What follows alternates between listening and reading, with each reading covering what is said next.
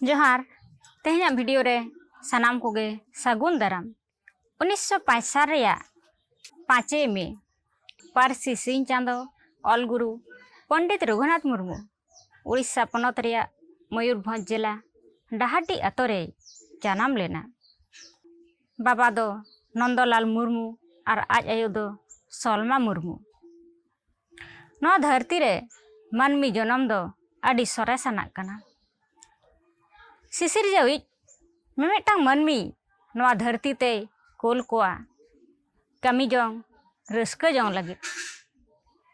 ऑलगुरु पंडित रघुनाथ मुर्मू बोंगा Lacan होड़े ताहेकान रेहों मानमी रे जानाम लेना। मानोतान Ramchandra Murmu गमकेया all गुरु गमके पंडित रघुनाथ मुर्मू पतब खन गुरु गमके इदी कते किछुगान घटन रेया कथाñ लई सदरेदा। ओना को घटन करे खन बाडायोआ जे गुरु गमके दो मानमी चिनते बोंगा गे ताहे कना। पोइलो घटन रेया कथा दो नोंका बेगाय हासा दो गुरु गमके ताको ठेन गुती ताहे कना। उनीगे गुरु गमकेया मी नींदा रेया घटने लई सदर आकादा।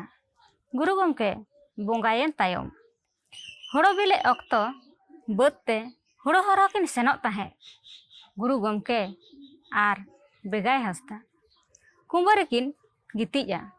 मिद दिन ताला ᱧᱤᱫᱟᱹ एभेन काते बेगाय दो गुरु गमके होहो बेरेद कना। होहो काते बांगे बेरेद लेन रे ठेला बेरेद लगिद ए ठेला बाड़ाय कना। एन रहो बाय बेरेद दाड़ेयादिया काट लेका गितिज रेगे ताहेयेना। नेल बड़ा काते बुझ केदा जे नुई हर दो नासे हो बाय लड़ाक कान दो एनखाने गज एन गेया से चेद। बतर हो बतरब कना भावना होय भावनाक कना चेद ए चिकैया।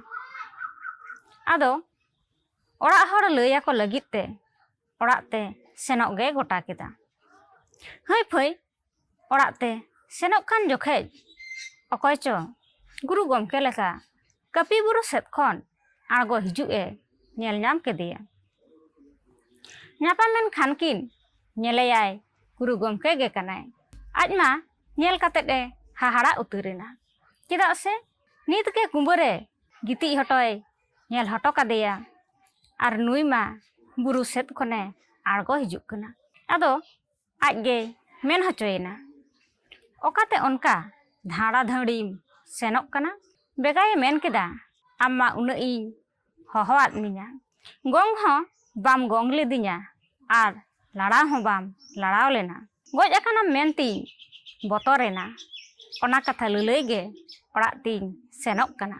गुरु गमके सानामा बुझेव काते ए मेता देया आमा मेते हाहाड़ा गे जहाम नेलाना नवा कथा दो अकय ठेन हो इन जे ताहेन भोर दो आलम लैया लई लेखान गगजा।